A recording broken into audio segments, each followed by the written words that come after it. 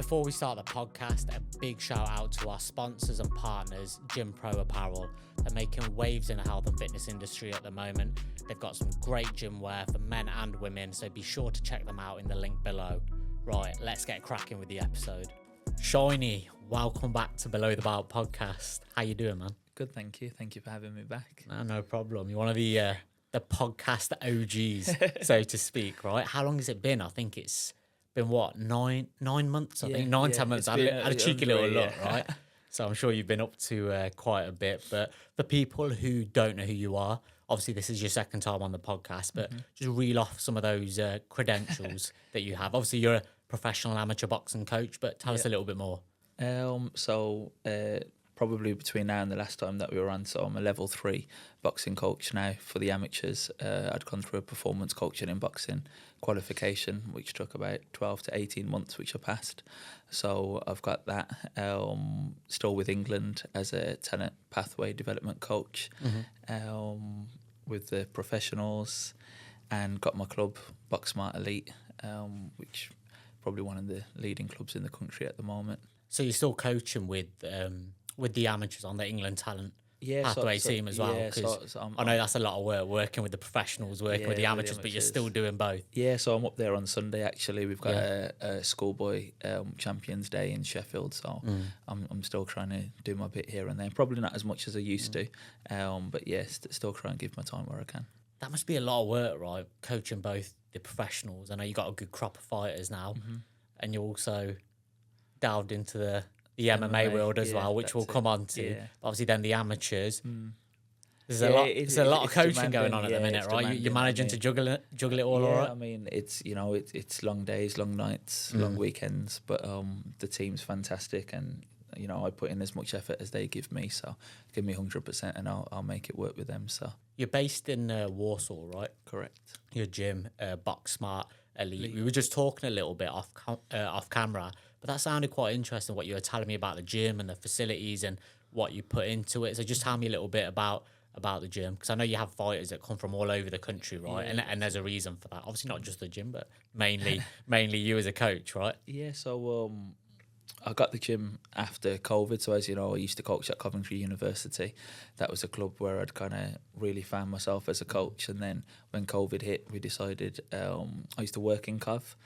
And then when I started working from home, the travel up and down for coaching up here just wasn't realistic anymore. So we got in touch with the council, ended up finding a facility in Warsaw, got a fantastic location in Warsaw Town Centre, where everyone kind of travels to. But we tried to, being involved with England and up with GB at the High Performance Centre and etc. We got to see kind of how gyms at elite level kind of set up, and we just tried to breach everything into our own club, so we could have everything that they kind of have on a smaller scale. So the gym, everything's brand new in there. It was stripped right the way back. A lot of money was invested into it. We didn't have any grant funding or anything. So you've got like 2 Olympic size rings there as well, right? 20 feet, 20 foot rings. Raised platforms with steps leading up to it, so you kind of get that feel that you're going into a competition ring. 12 bags all spaced out with space around all the bags and etc., which are all brand new, fully matted floor, so you can do tech work on the floor and etc. So we've got some floor rings there as well. We've got a full strength and conditioning suite in there. Watt bikes, assault bikes, ski erg, rowers, Olympic lifting, squat racks, deadlift, dumbbells, some testing facilities there as well, that one of our other coaches, Reese Roberts, uses as well, so you can do all of the testing, and he's the S&C coach there as well.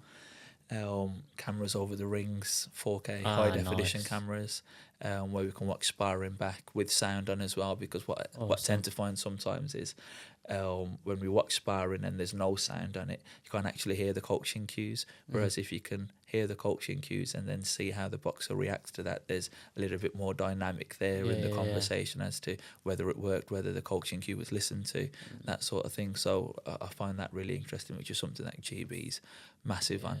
So we've got a real solid setup there, and I'm really happy. We try and keep everything in house. It's sort of like Box Smart Elite kind of covers absolutely everything. I love that video side of things because I think sometimes people think it maybe from a little bit of a vanity perspective to just watch yourself back. But sometimes watching yourself back, even as a coach or whether you be a boxer, there's so many things that you can pick up that you may not see in the moment, right? Like with the video reactions or whatever it may be.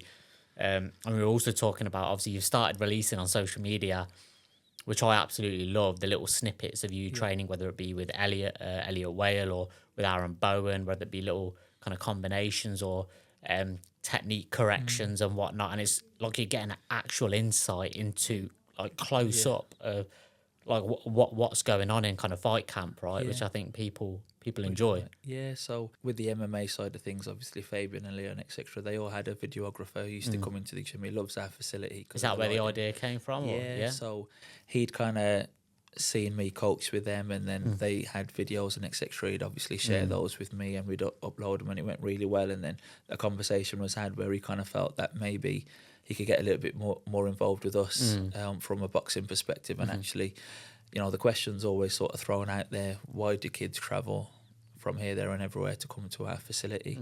And I feel that the videos and etc., that behind the scenes footage kind of gets to showcase a little bit of, you know, the interactions that we have, the way that we coach, you know, and I feel that kind of solidifies some of the reasoning as to why some of the kids are travelling over to us. No, I think that's great. I think the world is changing now, right? With whether it be social media, and it can't just all be for like social media and whatnot, but yeah, it's the world is changing. You haven't got the old rusty gyms with the dingy bags you used to have. The facilities, the science, it's playing a big part now in boxing, right? So it's good to see that you're moving with the times, essentially. You just touched on a couple of names there. On the last podcast in the old studio, you mentioned that a couple of fighters in the MMA game had reached out to you with regards to working with you, whether it be the striking or the boxing side of their game. And I know you've been doing some really good work with a couple of talented MMA fighters. So tell us a little bit about that. Yeah, so I think the last time we spoke, I just kind of delved into it. It was Fabian at the time that I was working with, Fabian Edwards, who'd reached out and asked to come down for a couple of sessions. And that's Fabian Edwards on Bellator, right? Bellator, yeah, that's it. So he has to come down for some sessions, just have a look at... How did that happen, though? How did he even know who you were? Was it just good word of mouth? Heard about your good work? He's strength and conditioning coach, Jonathan Reynolds, who runs work. He'd known me for some time. I actually used to go to him when I boxed. So I got to see him right at the start of his journey, and he's an exceptional S&C coach now. And we followed each other's journeys, I think. So he got to see me kind of come through the amateur system and the professionals and etc. And I got to see Johnny come through and grow. I think he was originally part of Velocity training club, and now he's got his own facility, WRK. So he'd seen some of the stuff that we were doing, seen me working with Aaron and etc. And I think Fabian was looking at a boxing coach, and he must have said, well, why don't you go and see Shiney? So he got my number. He reached out to me. We had a couple of sessions. He really enjoyed it, and then he asked me to be part of his team. Yeah, seems like a very good striker. Yeah, Fabian. Everyone says this. So seems like a natural boxer. If anything, you might want to consider dipping his foot in the boxing world. Yeah, so every time we release a video or he puts one up with pad clips, my DMs are always popping. Like he's got great hands, and he looks sharp, and he's been an absolute joy to work with. Yeah. And then off the back of that, it sort of steamrolled, and his brother ended up reaching out. And again, Leon Edwards. Yeah, so we managed to get some fantastic work in with him. Another great MMA Is that because Leon saw the great work you were doing with Fabian? And yeah, so I think Fabian might, I got to go over and watch him spar. I think there was some improvement in his hands from a boxing perspective. And then Leon was nice enough to kind of just ask for a session or two just to see how. And are you still working with both of them now? Yeah, so Fabian actually fights on the 19th of October for a world title on the Francis Ngannou undercard in Saudi Arabia. Oh, so is that a? Because Ngannou's the main event. dipping back into Battle of the Giants. He fights for a heavyweight world title, and Fabian's fighting on the undercard for a middleweight world title. Wow! So we fly next week to Saudi. What a stage to be on! I know, yeah, and fantastic. In Saudi Arabia. Yeah, so wow, it's been a journey of kind of being involved with both of them for their last fights, but both of their last fights, just from sort of fight week with the rest of their team. It's completely different sort of coaching infrastructure to boxing. Yeah, I can imagine. Like my job is just solely just to look at the boxing, and they've got a fantastic team of coaches where they've got like their Thai boxing coach, which is sort of hands, legs, knees, elbows, wrestling coach, a jiu-jitsu coach. So they've got a whole host of specialist coaches there that kind of all form one sort of team. What about from a defence perspective though? Because obviously you're not just teaching them defence in terms of boxing, right? Because they're up against people who can do takedowns, who can kick. It's been the conversations had. I mean, we're very open with our discussions, and it was very much them also teaching me at the same time. So there'd be some things that we teach from a boxing perspective that just wouldn't work in MMA because of the other factors that you have. And early on, that's what I was learning. I was going to all of the sparring. I was meeting the other coaches to get a better understanding of how it looks when everything's involved. And I feel now over the last sort of 9 months, a good idea. We've got a much better understanding of the things to do and the things not to do and how it changes over watching them spar. And then there's not actually just those two now. We work with several MMA fighters. Jake Hadley, who fought on Leon's undercard in Manchester. So he's fighting on the 19th of October as well out in America.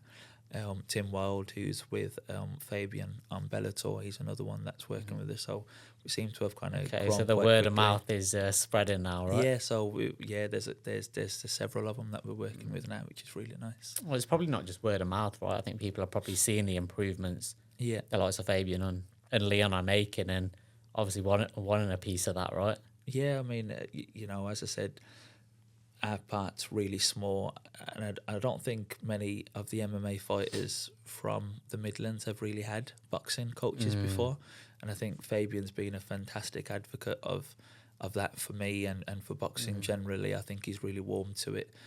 He really likes boxing. He's quite proficient with his hands anyway. So I think people have seen his hands sort of sharpen up with everything else that he does. Kind of makes him a little bit more of a well-rounded fighter, and then some of the others have just kind of got in touch off the back of that.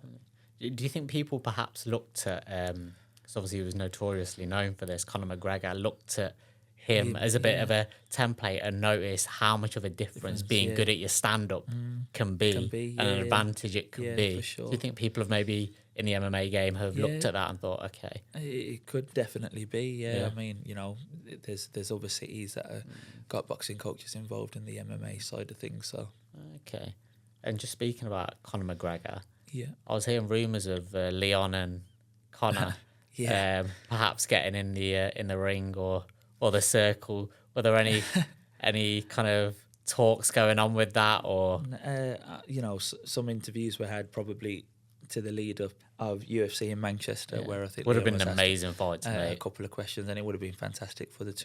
But I think Conor was meant to fight Chandler, and I can't see him coming back out of that fight. Was rescheduled, and now Chandler's fighting somebody else, I think. So I'm not too sure as to it would have been fantastic for MMA and for boxing actually to see those two kind of striking artists together, but I'm not too sure if we'll ever see that happen. I don't know whether it's unlikely we'll see McGregor in the ring again or not. He's saying he can do it, but he's making fantastic money. Exactly. It's hard to put your body on the line when you bare knuckle fighting. He's purchased that.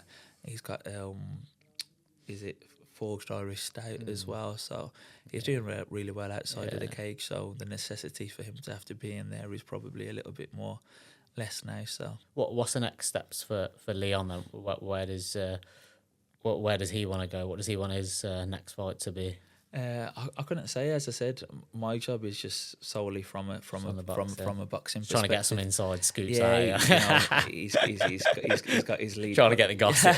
He's got his lead coach, Dave, and the rest of the team. And I think that's one for Leon and Dave to discuss as to what their next moves are, and then we'll just play a small part in trying to help him kind of get wherever he wants to go next. Because you travelled a fair bit with Leon around. Obviously, you were there at his last fight as well, but I know he's been kind of on TalkSport and things like that. So you travelled a fair bit with him, right? Has that been quite a good insight for you as well? It's fantastic for me. I think it's really important to build a solid relationship with your fighters, and Fabian's one that I've really kind of warmed to, and we get along great. And I think, you asked me this on the last one as to why boxers come and the relationship that we have, but there is a fantastic relationship we have with every single one of our fighters, and I think that kind of follows through with some of the MMA guys that have come through. And he's on the real big stage. He was main event on a pay-per-view card, and he was kind enough to kind of reach out, albeit last minute, to ask if I wanted to come to his media tour that he had with the UFC. Awesome. Which was in London and Manchester, and obviously I wasn't going to turn an opportunity like that down. So I got to see sort of firsthand the work that's involved when you're promoting such a big contest on such a big stage. So I got to kind of see the ins and outs, the Sky, the TalkSport, the BBC Sport, and everything else, but I can honestly say it was exhausting. It was London for one day and then Manchester for the next, and it was crazy. Days. It was crazy, and still trying to train at the same time. So hats off to him to really being able to manage all that and the expectation and etc. How do Leon and Fabian? How do they manage their weight cuts? Because I've seen some tough weight cuts in the UFC and I was really looking forward, probably be the wrong way to say, but I was intrigued to see, because I see so much in terms of how people make weight, but I can honestly say that those two were a doddle. They have a fantastic nutritionist. The fight dietitian from Australia, and Leon flew him over, and I think Fabian's worked with him as well. And I was not almost disappointed, but I wanted to kind of see it in real life behind the scenes. But those two were so good with their weight that I didn't get to see that side of it, so I can't comment for others. But firsthand with those two, I think they've been fantastic with their weight making. So it wasn't much different to what we do with our boxers. I'll be watching the fight in Saudi. Obviously, I won't be there, but I'll be watching it on TV. So I'll keep a lookout. But it's a great card though to be fighting on, right?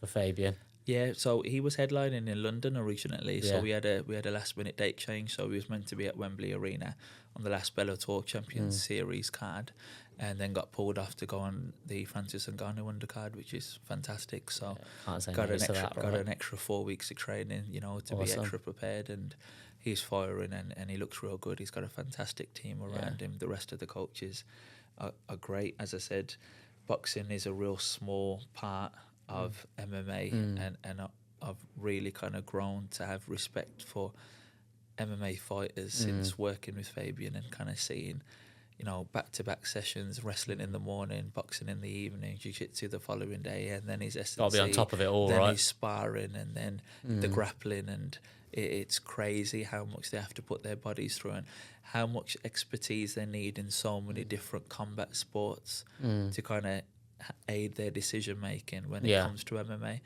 Kind of like, the boxers see me and an S&C coach, and that's pretty much it. Whereas, there's 5, 6, 7 coaches that, MMA fighters have to go to throughout the week to really home in on their skills. And I was really, really impressed with how they manage that, and hats off to them. And how that whole coaching team kind of ties in together. It's like gels together well, right? For the sake of the fighter. Exactly. But you've all got one common goal, right? Which is the main thing. That's it. I've got to see them work, as I said, with Leon and Fabian's last couple of fights. It was just coaching from a boxing perspective, helping them on fight night, and then they had a fantastic corner team that obviously works with them on fight night. Again, you've got to appreciate a limited number of coaches in the corner, and you've really got to select the ones that are going to make the largest impact in the corner. So so were you directly in the corner for Leon? No, I just did the warm up. I was with them for fight week, and then I was sort of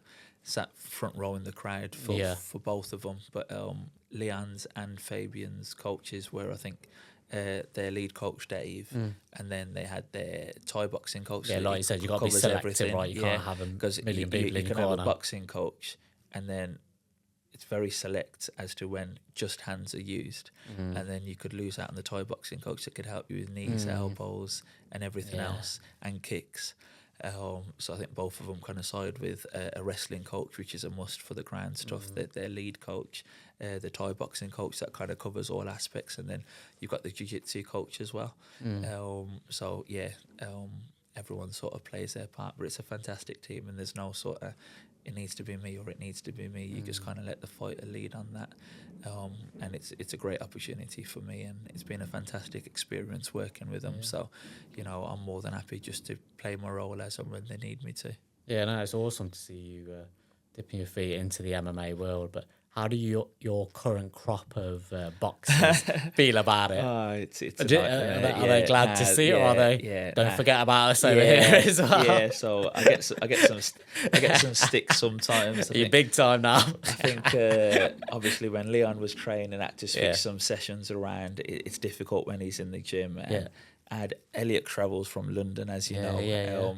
So Elliot was stopping over. Leon changed his times. I couldn't get Elliot in at the same time. Where does Elliot travel from? Sorry, Kent, okay. Essex. He travels down just to train and stays a couple of nights? Yeah, he stays in a hotel over here. Yeah, so play to him. I got this awkward moment where I had to change Elliot and ask him if Reese, our other coach, could get with Elliot for I think about 2:00, and normally I train him at 4. So I could bring Leon in at 4. I obviously mustn't have mentioned that I had Leon in. I just said I couldn't do it. And then he ended up staying and seeing me walk in with Leon. And then he was livid. He was just like, so I got dropped. Should have put them in the ring together. Yeah, I was like, and then, it's only banter, to be honest. I think they all kind of get along really well. And obviously, it's good to have a camp of fighters like that. And your boxers and your MMA fighters. But that was one question I wanted to ask you, because obviously Leon's got to watch them spar, and they vice versa. And we've got an honours wall in the gym, and then they're all taking the mix, saying, when's the MMA wall going up? Is there going to be an MMA wall, or when such and such picture going up, or his picture's up and my picture isn't up? So it's all friendly sort of banter. So how many MMA fighters do you have now? Is it 4 that you have now? Yeah, so we kind of work with Tim, Jake, Fabian, Leon.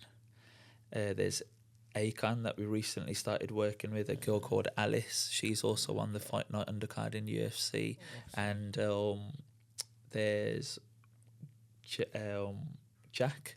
He's really good. He's just got signed with Cage Warriors. Awesome. Jack Humphreys, touted to be, one of the next stars of the future. I think I've seen Jack on social media. That's it. Yeah, so he's another one that we got to work with. So we're talking like 6 maybe, which is like over the year just have your hands full. Really steamrolled. So, gonna have to quit the day job, right? Which a lot of people don't know, but you still got a full-time job as well. So you must really be getting busy now, right? Yeah, so it's all day at work, and then you're a family man. Yeah, all evening at home, in the gym, but to see if she can spend some time there. It's lovely. So she comes in, she watches everyone train, watches them spar. So I love the sacrifice, though, right? Like this is it's something that you've got a huge passion for, clearly, and you'd love to do full time. So maybe it's short term sacrifice for long term gain, right? So that's awesome. Yeah, the goal one day will be just to do it full time, I guess, and put everything into it. But I'm hoping, I can see it where coming. we're going. 100%. Shouldn't be too far away. That's brilliant. Obviously we've mentioned him, Elliot. He's just coming off the back of another knockout win, putting together a hell of a record. I think he's had 11 fights? Is it 7 KOs, 11 wins? Yeah. So he's putting together a bit of a strong record against some good opposition as well. Was it Darren Tetley he beat quite early on in his career as well, and he's just beat Lloyd Germain in his last fight. He's really starting to make some noise now. I think, if I'm not mistaken, he's ranked in BoxRec 7th in the UK at the moment, that's behind only the likes of Conor Benn and McKinson, Harlem Eubank as well. Some big names, so there must be some big fights on the horizon for him now, or is he going to be avoided now? Do you think? Yeah, so that's a problem we've had. Interestingly, he's in the Who Needs Him club. So there's a huge fight that we were offered to take place literally in 4 weeks' time. Oh, one of those catch you off guard type of... Which we accepted. We had no problem taking until the opposite team's trainer refused the contest. Once you'd accepted. Yeah, so Are you allowed to tell us who that is? No, we can't. Go on, tell us. Come on, Shiny. I can't. Go on, tell us. Is it some... Come on, tell us. I can tell you want to tell us. Come on, tell us who it was. It was one of the kids ranked above us in England. Let's put it that way. Tell us what he's ranked on BoxRec. I'll have a little look. Yeah, so it was one of the Hold on, can you tell me what he's ranked on BoxRec? I can't. No, I won't say it out loud. No, I can't. It's worth a try, isn't it? Yeah, so he's ranked above us on BoxRec. We jumped at the opportunity.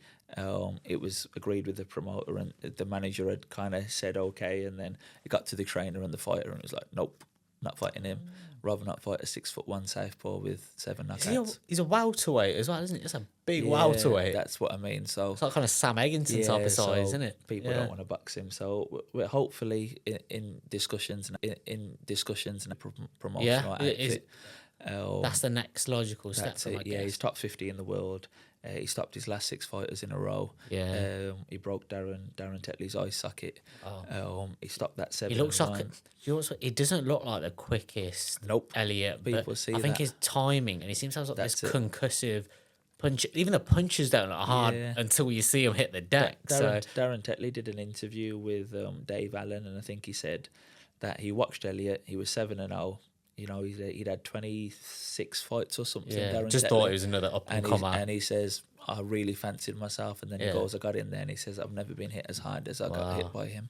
So is that what it is? Does he carry a lot of natural power? A lot of natural power. So until you're in there with him, you don't realise how hard he hits. I pad him in 16-ounce gloves. Really? Because padding him in 12, 10, way too much. Yeah? Yeah, he's really, really heavy-handed. How is he holding that weight at welter? Is he holding it all right? Because he's a big lad, He's right? a big boy, but we've got a fantastic nutritionist in Freddie Brown from Coventry University that we work really closely with from my time at the university, and he's fantastic. I mean, you look at Aaron, 6'3" middleweight. Look at Elliot, 6'1" I bet they have some good sparring sessions. Yeah, Aaron and Elliot. It's fantastic with those two. They really thrive off each other, and they're two top kids.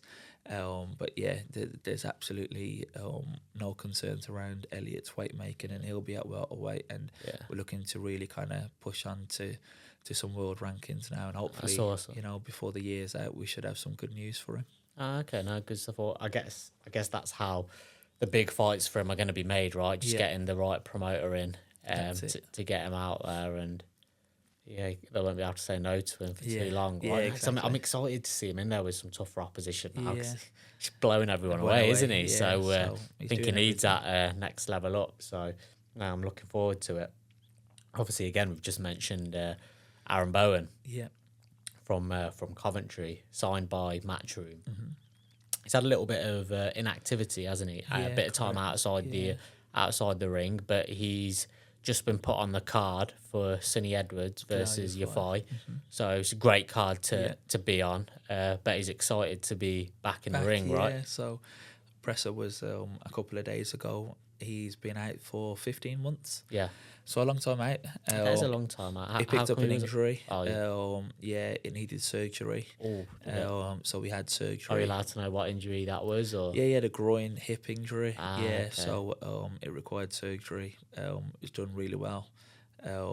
Full recovery afterwards, and now we're in a fantastic position. How did he cope with that mentally while it was difficult? I think that's tough when you're a fighter and you can't actually get into the ring and have those contests, right? He was flying before we stopped. I mean, he was on that Lara Wood 1, Lara Wood 2. He was on some fantastic cards. He was blowing people out. Yeah, he was blowing water. people out, wasn't he? Yeah. He was moving really quickly. I mean, his last contest before the break was a 6-1 with 5 KOs in his third fight. So, he's backing everything that he's saying that he's going to do. And it was tough being on the sidelines, but the discussion we had was and agreed was it is better for it to happen now early on in his career as opposed to getting to 8-10 rounds and being in world title or British title contention, and then all of a sudden you've got to have 15-month break for injury. That could have been way more worse. He's still only young, he's just turned 25. He's got plenty of time to give to the sport. Yeah, definitely. And as he said in his conference, it's Aaron Bowen 2.0, and I really do believe that. He's really, pushing and striving to go back and make the statements that he was making before. So I'm really excited to see him back out on November 30th. They put him on a fantastic card. Is there an opponent? Just today. Yeah. So a name's been given today. You got to give credit to him. Any exclusive news on who that might be? So I think we're going to go with it. Unfortunately, I was travelling over here, so I got the name. I did a quick box rec check. 11-6. Okay. So again, coming back, a winning record. His last fight. Been out of the ring a while though, right? He lost a split decision to a 7-0 undefeated kid. So this he's kid's capable. good. He's very capable. I think he's had 4 or 5 knockouts out of his 11 contests. So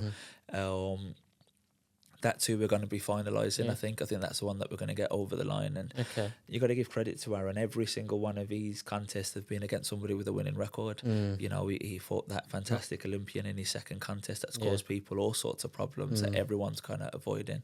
His last bout was that 6-1 with 5 KOs from Colombia. He was, really heavy-handed.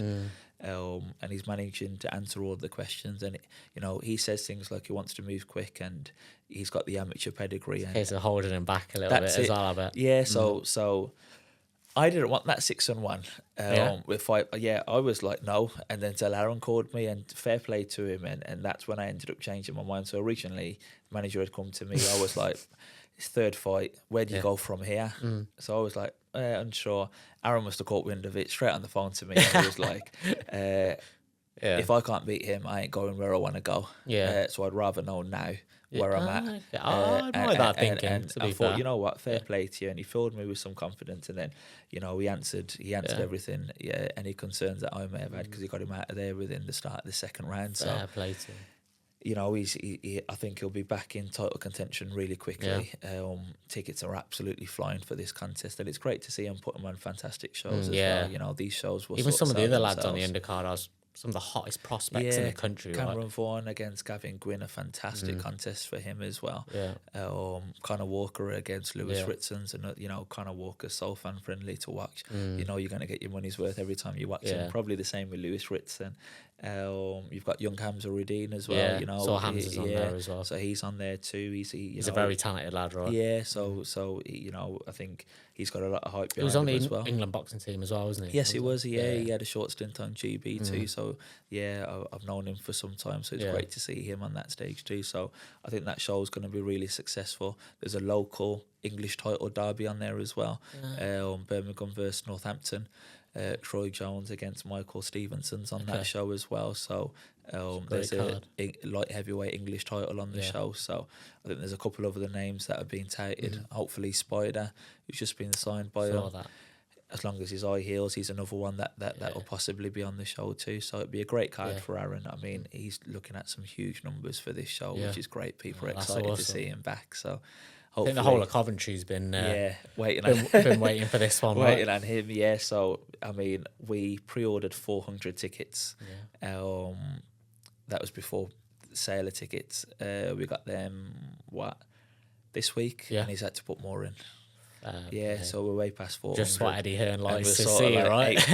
We're 8 weeks out, but and Aaron said in his presser, Coventry's been fantastic to him, and they've been behind him, and he wears the Coventry sort of badge, with pride every time he fights. He's fighting for his city as well as for himself, and he's had that spell on the sidelines, and he's ready to kind of push on and put Coventry back on the map. And we're all really excited for him. So it's got fantastic support. Did I see also the other day that you had a meeting with Frank Warren, or you able to tell us? You're good on social media. I've been keeping an eye.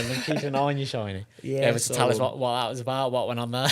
It was just a catch up. There's a couple of kids that we're looking to sign, again with Queensbury. So that'll come out, you know. So some in the new potential year. more announcements coming out then. That's it, yeah. Not just yet, though. Not just yet, no. No It was exclusive more announcements today. Not today. He got me some tickets to the Bivol Beterbiev show, which is fantastic. So Awesome. I get to see that. So that was the other reason for going up there so Fair soon. play. Yeah. So whilst I'm in Saudi, who's your winner in that fight, by the way? I always like the boxer over the brawler. Yeah. So I'm always going to side with Bivol. I think that like usually I would go with the boxer over the so-called brawler, but I didn't realise they both had such good amateur records. If anything, Beterbiev was maybe slightly better, like 200 odd wins and just 5 defeats. I think Bivol had 15 defeats, but in his late 200 wins. So it should be a cracking fight. Fantastic contest, yeah. As I said, I'm really, you know, it's fantastic. So we get to be there for that. Then the following week is Fabian hopefully coming back to England with a world title. So okay, so you're going to be there for the Beterbiev. Yeah. So we fly out next Friday, just you know, on the day before. Can't wait, right? And then we're there for Fabian too. So I think it'll be a fantastic week, and hopefully, hopefully Bivol wins and Fabian brings that strap back too. Yeah, fair play. Nah, I can imagine that's going to be a pretty amazing week. Yeah, let's talk about some of the other amateur stars that you've got in the gym, got in Box Smart Elite, because you've got a lot of talented amateur lads there at the moment, right, that you're working with quite closely still. So tell us a little bit about the amateur setup.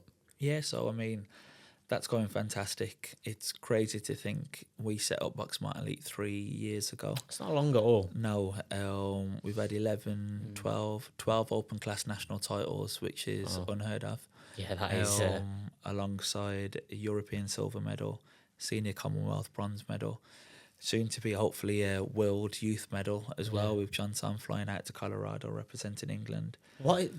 Before you go any further, what do you got to blow your own trumpet here, but what do you think it is about your methods of coaching that are producing a lot of these talented lads? Obviously, a lot of it will be their own doing, but coaching is a huge part, especially at that point in somebody's career, that early on in their career. Why do you think it is that you're producing so many national champions? I wouldn't say we've got a fantastic coaching team as well, and I feel like I said this on the last one as well. Reese Roberts, who boxed for me at Coventry University, is involved with me really heavily with our amateur setup and even with the pros, and he's been fantastic in kind of supporting every single one of these boxers. So between us, we've kind of built this philosophy which he's been coached through with me in his time at the university, and I feel it's proven because we very quickly made the University Boxing Club one of the best university clubs in the country, and we've kind of followed that same format. Over with Box Smart Elite, there's a coaching philosophy there, there's a style there, and if you can gel and warm to it and be a little bit more open-minded, our coaching has changed, as you said, in terms of the way people coach, and sometimes there's this old school mentality of coaching where it's tell, do, physical instructions, and that kind of loses the independence of the athlete themselves to make decisions, how they think, how they experiment, how they make mistakes. You've got to welcome all that in a training environment, and I don't think enough clubs kind of do that. And that's something that we're massive on. Less talking, more seeing, more discussion with the athlete after something's happened to get an understanding of what their thought process was, whether it worked and whether it didn't. And we're not solid on it's this way or the highway. As long as you can justify your reasoning as to why you're doing something, we're happily open to welcome that. And I think that's gone really, really well with the club. And always, as you see, good kids around good kids just thrive. You can see up GB, put a bunch of good kids in the same room together, they're going to thrive. Put it on England, them kids are going to thrive. So now we've got a fantastic team of fighters, and they're all kind of bouncing off each other, and it's fantastic to see. But at the same time, and I can't say this enough, and funnily enough, me and Reese were just speaking about this yesterday. We left the gym 10 p.m. yesterday. I was doing 30, 40 rounds of pads as well as him. It's not a luxury to work with these sort of kids. People sometimes just say, we have ready-made champions, or they're already good before they go there.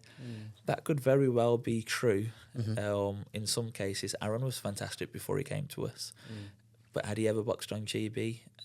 nope. You know, the second time we won the senior ABAs, he won best boxer of the senior ABAs. There's a handful of people that have done that. Within 6 months of GB, he was on podium and then went to the Commonwealth Games. Again, you know, there was some acceleration there with him. And the same with John Tom. He was fantastic. He'd won schoolboy titles. That's 11, 12 and 13. That does that then mean that he's got a lot more development to come, as a right? junior, he was going to go to a European Games and win a silver medal. It wasn't going to mean that as a youth he's going to go to the World Championships or win Haringey, the best boxer of that. You know, there's a development there, and a good kid can win. But then, how do they keep winning consistently year after year? In the amateurs, that's tough it's thing extremely to do, right? hard. Yeah, so I feel that people sometimes feel it's easy to train these sort of kids, but I promise you, like as you said, a full-time job, a family at home, you know, a ton of good kids in a gym, plus the MMA fighters, plus the pros. It's, you know, you need a fantastic support system there to work with those kids and obviously give them the time. Aaron travels from Coventry. He could go anywhere in the world, really, if he wanted to. Elliot comes from London. He's got 2 kids at home that he leaves to come down to us. John Tom comes from Blackpool. It's 150 miles to the gym. And 150 miles back. Yeah. You know, his little brother, you know, was with us when he was like 11, 12. He had a record of 3-2. He's 15-4 and three ABA titles back to back. Wow. You know, so a lot of these kids, I don't think there's enough around, you know, that fantastic support system we have. As I said, it's great sometimes that I get to sit here and speak about the gym and how great it is and that people may come for me. I don't think they come for me anymore. That might have been something early on, but now with Reese having come through and really warm into these coaching role and etc. We've got a fantastic team. Seems like Reese has a big part to play as well. It seems like a great community gym as well. Yeah, so now people come for Box Smart Elite. It's not they come for Shiney. Yeah. They come for Box Smart Elite. I'm going to Saudi for 10 days next week whilst Aaron's prepping for his contest. Yeah. John Tom's prepping for the Worlds. Now, that gym isn't going to fall apart because Reese is there and Reese is going to run that facility just like, you know, we always do. Going to keep the clogs turning and the kids are going to keep coming in.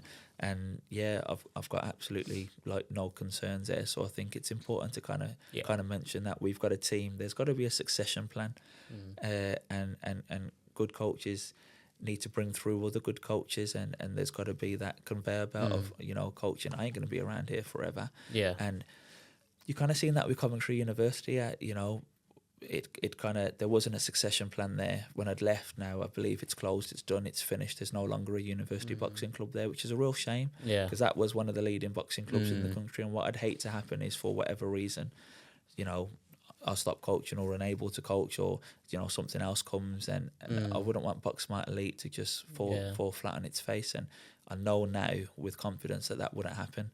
You know, we've got a fantastic coaching team. It's a great gym, and I can go somewhere and that gym still runs. So I think that's some real progression that we've had over the last 3 years, where, you know, it's not just if I ain't there, nobody comes. These kids are coming regardless. I love that you're thinking about the sustainability of the club as a whole and the succession planning, because it's true, it can easily kind of fall away, right, if it's not given the right kind of time, care and attention. So just to touch on kind of, I know kind of you touched on, obviously you've got a lot of talented boxers who come to you at different stages of their career and their journey in amateur boxing, or whether it be professional boxing. Do you feel that there is that thought process in other coaches' minds around, whether it be the Midlands or the country, that, oh, Shiney's only got so many champions in his gym because he's getting all the best boxers ready-made? Do you think that's a common thought of many of the coaches? I would say so, that's probably it, like, you know, 12 national titles in 3 years, European medalist, Commonwealth Game medalist, and Haringey best boxer for the last 3 years, bar this year in a row. Like, that's unheard of. But people will just say it's not down to any good coaching, it's just down to them kids were good before they came to us, and, you know, they're ready-made champions and we can't produce nothing. And I find that a real shame, because me and Reese, you know, pardon my language, we bust our balls in that gym, and I can tell you now, hand on heart, all them good kids could go to another gym, and another gym wouldn't be able to handle having that many good kids in one room and having to deal with them whilst having a full-time job, whilst doing it voluntary. It's not easy. We give every single one of those kids the time that they need. How are you able to do it then? How do you do it all? Well, you know, I'm in the gym first thing in the morning, and then I Just work hard all work day, and then hard work and more hard I'm work. in there in the evening, and then I pull Reese in to help me as well. You know, doubling up on pads and things like that. Yeah. You know, Reese could be in the gym. I'll be taking the kids out sparring. So between us, you know, we really are trying to, you know, manage that time with them and give them the time that they deserve as best as we can. That's why the likes of Elliot was you know, having that little giggle when I had to shift his time for Leon Edwards. You know what I mean? It's hard to juggle all those things. So trying to get that time in with all of them. You know, Elliot could come into the gym sometimes like 8:30 at night now. And I'd train him then to make sure he gets the time that he needs to prep for something, and the same with Aaron. You know, Aaron's training after this at like 7 p.m, coming over to Warsaw, and then I'm training him after I finish with you. Most people would just go home. Tomorrow morning I've got Jake Hadley in at 9 o'clock, so I can train Non-stop. him before he goes. Then I travel over for Fabian's last spar before, you know, we go with him, and then we come back, and Sunday I'm up Sheffield with England, and then next week it all cracks on again. So it's not easy, and I think people need to at some point just appreciate what we're doing there. But I think this is one of the things, right? As you slowly start building, and not trying to say you're like right at the top, but you're obviously doing a lot of the right things. Like I said, you've got a lot of champions in your gym, and they don't need to be there. They can go somewhere else. Yeah, we always so say whether this. they were created there or not. But I think when a lot of people see that, and I know from my days as an amateur, I don't remember a club having that many champions at all. You sometimes remember them having kind of maybe one or two national champions, but not to this extent. So I think, people like to, as sad as it is, knock other people down when they're on top, right? Which is sad to see. But one of the questions I asked you on the last podcast is obviously about the family life and the family side of things. Yeah. Is your wife still Yeah, kind of okay with the time you put it into the boxing? It's obviously gone tenfold since then, probably because it's only got busier and busier, right? Yeah, so I never had no MMA fighters before. When we last interviewed, we just had Fabian, and obviously that steamrolled. And the weeks away with the likes of Fabian and Leon and the other fighters that we're working with. Because you got a little one as well, Yeah, right? I've got a little girl. So, you know, my wife will bring her to the gym, which is great. She absolutely loves me. But that's the other thing that kind of annoys me. People don't see how much sacrifice that we give. I could be spending that time with my daughter, making memories. I've never gone away with my wife anywhere. Never even had a honeymoon. We got married in August. Yeah, we spoke about it. I was like, she was on about it. I did think about it. There was a discussion about it. I'll let you go with the boys. But with I the was team. just like, we're there for business. You know, some people, she appreciates that we're not there for a holiday. I'm there for a job. Give it that the first 2 days we're there to watch a Bivol Beterbiev fight. But I think it's great that even though you are there for a job, doesn't mean it can't be something you love to do, right? Which I really admire. I get to see the world and do the thing that I love, which is fantastic, and I'm extremely grateful for it. But you know, I can't say that enough. That there's some massive sacrifices that goes into this, you know. And if I didn't love the sport and everything that comes with it, I wouldn't be giving those sacrifices up and trying to manage that time. You know, most of the time I go home, my daughter's in bed. I see her first thing in the morning when she gets up, and then I'm, you know, working all day and then in the gym all evening. And, you know, she, you know, leading up to fight, she barely sees me other than when she comes to the gym and sees me in there. So it is difficult, and I don't think, you know, people appreciate that enough. And not just me. Reese still has a full-time job as well. So he works for Nuffield Health. He's an S&C coach, and he's a manager of one of the sites there. So he has a real, you know, heavy schedule too. But he came on board with me with Box Smart Elite. He sees the vision, he sees where we're going, he sees how we're growing, and etc. And want to be a part of that. So he heavily sacrifices some stuff too. Awesome. He could be at home with his missus, chilling out and doing other things, and he's in the gym working with these kids and bringing through the next generation. I mean, last weekend, he's got a championship now that he's doing whilst I'm away, the development championships. He's cornering the kids in that championship, you know, with one of our other coaches, Paul. I'm not even there, and the kids are still winning, which tells you absolutely everything. It's not Shiny, it's a Box Smart Elite. And I didn't even had that much confidence in what we're doing, and his coaching experience that he led the corner for Dylan in his last couple of contests. He's 6-0 as an amateur, which is great. He beat a fantastic kid from Leamington on the weekend who was like 11 and 5, so he had like 16 contests. Dylan's 6th contest, he's gone and beat him, become Midlands champion, which is fantastic. And Reese has really played a huge part in that journey with that kid. So whilst I'm away, he's got the quarterfinals, the semi. He could be national champion. Whilst I'm in Saudi, that gym's still churning, still it's in good hands, turning. right? Yeah, so yeah, I really got to try and drill that home. That Yeah, no, there are a I lot admire goes that. into it. Yeah. Oh, that's good stuff. So, just to finish off, obviously we spoke a lot about the fighters, both in the MMA world and the boxing world. But let's finish on Shiney. Where do you see yourself in the next, kind of, let's say, 3 to 5 years? Like, what's the aim? Where do you want to go? I know you mentioned you want it to be full time as a coach, right? But is that essentially it? You want it to be a full time career? Yeah, I mean, we've had some fantastic opportunity with the MMA fighters, and I genuinely do feel that that's only going to grow, especially with Fabian. I've got every bit of confidence with him winning his world title. Leon will come back and become a 2-time world champion for sure as well, and the rest of that team will grow. So there's fantastic opportunities there with them. And we've got a great prospect of pros with Elliot and Aaron and etc. And that wealth of the amateurs coming through. John Tom's going to be a superstar. I can't stress that enough. You know, European silver medalist, 6 ABA titles, Haringey best boxer. He racks a world medal, you know, at these Colorado games, and he's going to be a star for the future too. Big things, yeah, right? I really do think so. And his little brother and everyone else that's coming through the gym. There's some fantastic kids in there, and I feel that hopefully, you know, the dream is to not have to be getting up and doing that 9 to 5 all the time. And sometimes I feel like, and it's kind of crazy, between me and Reece still working and then still managing to do everything that we do. Could you imagine how much more we could do if we had the rest of that day? That's what I kind of sit there and think. It's such a stress off your mind, right? You can just fully put everything into it. Spend some time with my daughter in the morning, go to the gym at lunchtime, maybe spend the afternoon with her and come back to the gym in the evening. That's kind of really finding that balance between work and home.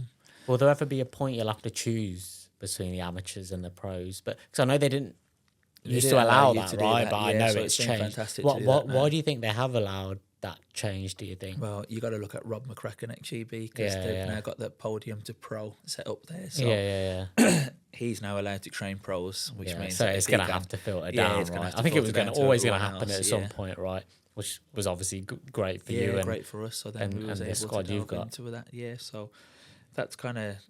I'll still always, you know, play my part in the amateurs and the pros, but the amateurs for me are in real safe hands with the rest of the coaching team that we have there, and I still genuinely believe that we're going to be producing plenty more national champions for years to come. And then that will kind of possibly give me a little bit more time as the likes of Aaron and Elliot go into, you know, real title contention, British, European and world level. Then you really do maybe have to spend a little bit more time with those, and I think that where we're going, that will naturally probably be the progression. But the gym stands for itself, which is why I said it's not people come for you, they come for Box Smart. And that's whether it be me or it be Reece or it be Paul or it be somebody else. I'm looking forward to all the big fights that I know we're coming towards the end of the year, but there's still some big fights left to go, so I'm looking forward to it, especially the one obviously with Fabian. Obviously huge card on the undercard of Ngannou, so really looking forward to that. But I think we're coming to the end of the podcast now. Thank you for coming on, Shiney, for the second time. I really appreciate it. You're the first person I've had on for a second time. Oh wow. But do you know what, I think there's been that much going on in the past. It's only been 9 months since I last had you on. And we spoke about various things, and you're doing exactly what you said you were going to do. Obviously, we've just spoke about your plans now for the next couple of years. You never know. Maybe a third appearance on the podcast. So, it's amazing to see the progress you're making in such a short amount of time. But guys, thank you for watching. Be sure to follow Shiney's journey on social media. What's your handle, Shiney, on social media? Shiney Singh, and then you got Box Smart Elite on both Facebook and Instagram. So follow both of those on social media, guys, and give the video and the audio obviously a like on Spotify, Apple, YouTube, and be sure to subscribe. Thanks for watching, guys.